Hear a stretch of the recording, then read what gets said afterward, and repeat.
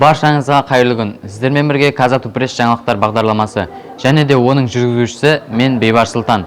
Бүгінгі ақпараттар топтамасының сіздерге қызықты боларына сеніміміз мол. Арнадан алыстамаңыздар. Қарашаның 8 күні Сәкен Сейфуллин атындағы Қазақ агротехникалық университетінде Абай Құнанбайұлының 175, Сәкен Сейфуллиннің 125 жылдық мерейтойына арналған ұлы тұлғаларға тағзым атты республикалық жас ақындар мүшәйрасы өтті. Үкілім Молдабай толығырақ. Елорда тарихында алғаш рет қазақтың ұлы перзенттері Абай Құнанбайұлы мен Сәкен Сейфуллиннің мерейтойларына арналған мүшәйра ұйымдастырылды. Бұл шараның тізгінін Сәкен Сейфуллин атындағы Казату қолға алып отыр. Оған қатысу үшін республикамыздың барлық қалаларындағы жоғарғы оқу орындарынан 50-ден астам өтініш келіп түскен. Олардың ішіндегі 38 жас ақындардың өлеңдері жинаққа кіріп, тек 18-і мүшәйраға шақыртып алған. Соның арасында Шәкәрім атындағы Семей мемлекеттік университетінен келген Ділназ Баякенова бар. Өз-өзімді шыңдау, сондай міндетпен, сондай мақсатпен келдім.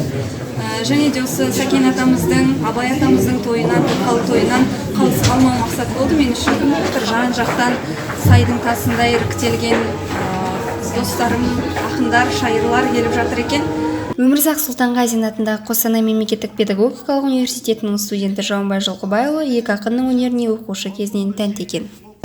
Жалпы мен ахан жаһанның жерінен болғаннан кейін, тарихты жақсы білгеннен кейін, алшы заматтардың жері болғаннан кейін, көбінесе сол кісілер түпкі болды. Енді сол кісілердің ізіменен осындай тартқа шықты. Барлығы өте жақсы дайындалып келген, өте жақсы өнер көрсетті. Мүшәйра жоғарғы деңгейде өтіп жатыр. Мүшәйрада жас шайырлар қазақтың ұлы ақындарын арнап аса тебіреніспен шығарған өлеңдерін оқыды. Сондай-ақ университетіміздің өнер және шығармашылық факультетінің студенттері келген меймандарға тамаша концерттік бағдарламаны тарту етті.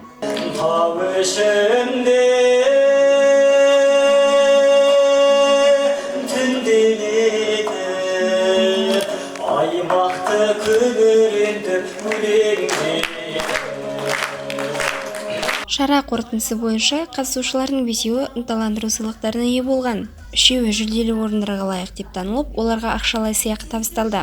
3-ші орынды Қостанай қаласына келген Жауынбай Жылқыбайұлы, 2-ші орынды семейлік Ділназ Баякенова жеңіп алды. Ал Новосібір мемлекеттік университетінен келген Серікжан Қажытай 1-ші орынды иеленіп 100 мың теңгелік сертификатпен марапатталды. Жеңімпаздарды анықтаған қазылар алқасы мүшәйраның жоғары деңгейде өткенін айтып, ақындарға дән ризашылығын жеткізді. Маған анау 1-ші орын алған бала өте ұнады.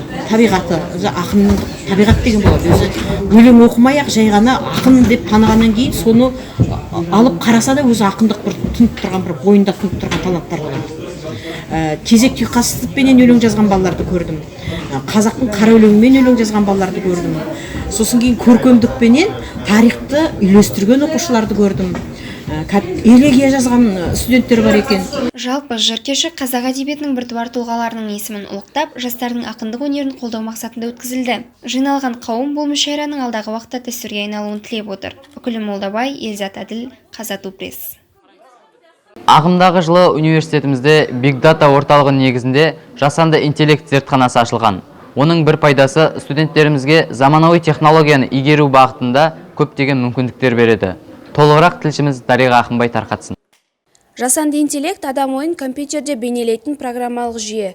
Яғни адамның логикалық ойлау қабілетін әртүрлі машиналарда іске асыру, оларды дербес ойлай алатындай ету дегенді білдіреді.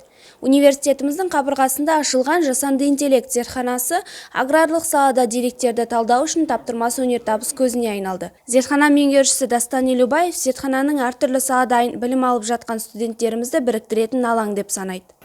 Жасанды интеллект зертханасы қызмет негізгі бағыттары деректерді өңдеу және оларды талдау, яғни оларды орталықтандырылған түрде сақтау болып табылады. Препроцессинг және өңделген деректер Big Data орталығына ары қарай визуализация және шешім қабылдауға үшін жіберіледі. Осылайша өндірісті басқаруға көмек көрсете отырып, жаңа ақпараттық коммуникация технологиялары игеру бойынша зертханаға үлкен тапсырма қойылады. Жасанды интеллект зертханасы университетіміздің ғылыми зерттеу жұмыстары барысында деректерді талдау және оларды өңдеу, жасанды интеллект технологиялары мен әдістерін қолдану саласында мамандар даярлау мақсатында құрылған. Зертхана университетіміздегі ғаж орталықтарымен де тікелей байланыста. Ғаж орталығы ұсынған мәліметтерді жасанды интеллект зертханасы машиналық оқыту әдісімен тереңнен талдап, классификация істейді. Дайын болған мәліметтер әрі қарай Big Data орталығына жіберіледі. Бұл ақпаратты талдау жүйесінде заман талабына сай кешенді жұмыс жүргізудің артықшылығы мол. Мен осы жоба аясында аталмыш зертханада спутниктік кескіндегі физикалық тербелістерді талдауға арналған бағдарламаны құрумен айналыстым. Бұл зертхана маған алдағы уақытта дамытуға болатын жаңа ойлардың туындауына көмектесті. Зертхананың ашылғанына аз уақыт өтсе де, студенттер ондағы жұмыс істеу жүйесін ұғынып, түрлі процестерді меңгеріп алған. Мәліметтер көп болғандықтан оларды өзіміз серверімізде сақтаймыз, және оларды жоғарғы өнімді аса қуатты станциясы арқылы өңдейміз. Университетіміз жасанды интеллект зертханасына компьютерде ғылыми зерттеу жұмыстарын жүргізу тапсырмасымен қатар, білікті де білгір маман дайындау міндетін жүктейді. Қазіргі таңда зертханада 10-нан аса студент тәжірибелерін шыңдауда. Болашақта бұл жер үлкен ғылыми зерттеу орталығына айналуы да әбден мүмкін. Дариға Ақынбай, Елзат Әділ, Қазату пресс.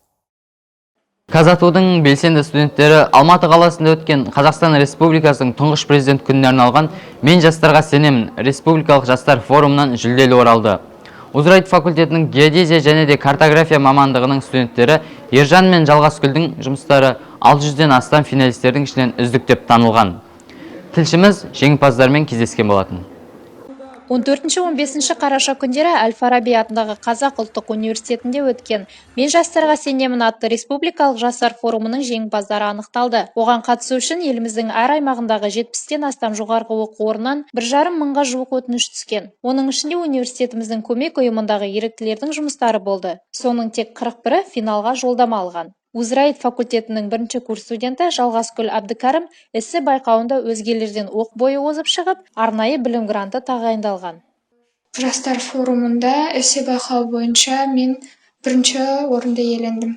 Мен өзімнің мамандығым бойынша, яғни геодезия және картография мамандығы бойынша мемлекетімнің гүлденуі үшін не істей аламын, қандай жұмыстар атқарамын, болашақтағы жоспарлаған мақсаттарым, сол туралы баяндадым. Мемлекетімнің гүлденуі үшін мен әдемі ғимараттар, сәулеті келіскен қала, ғажайып саябақтар салғым келеді. Басында өзімді сенген жоқпын, өте қатты қуандым.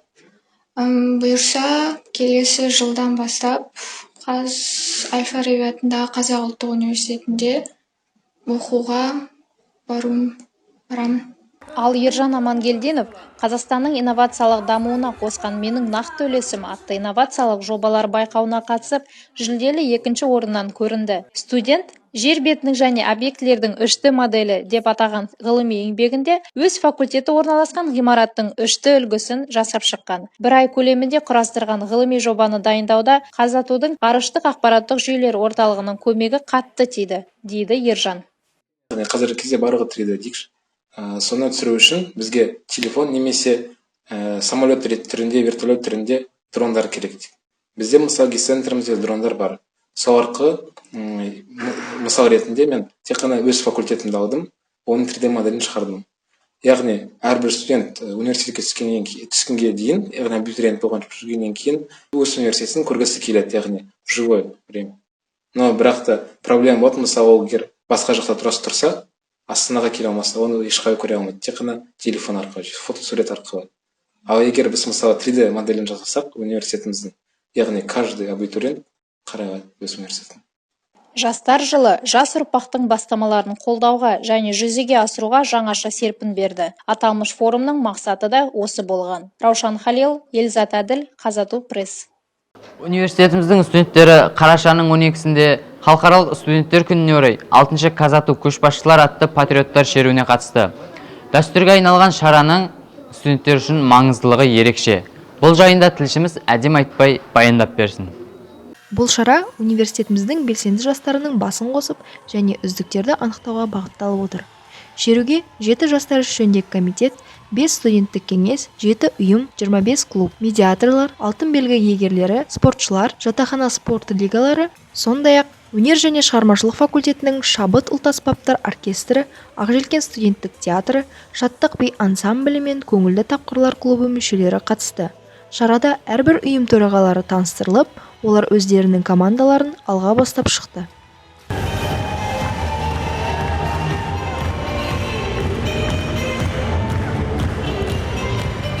Шараға жастармен тығыз байланыста жүрген Нұр-Сұлтан қаласының жастар ісіне жауапты тұлғалар шақырылды.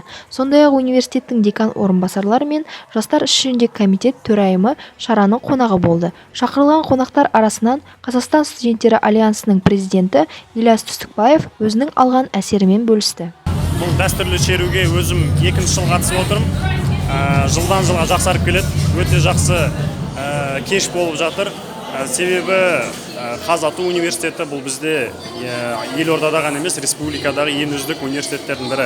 Ал бұл жерде оқып жатқан студенттер бұл еліміздің нағыз көшбасшылары десек болады. Бүгін болашақ еліміздің бетке ұстарлары, еліміздің болашағы осы елорда төрінде жүрген ең белсенді нағыз көшбасшыларды бүгін көріп отырмыз. Барлықтарына тек сәттілік тілегім келеді, Қазатуға тек алға дегім келеді. Бұл күні университеттің белсенді өміріне араласып жүрген студенттердің жыл бойына жасаған еңбектері бағаланды.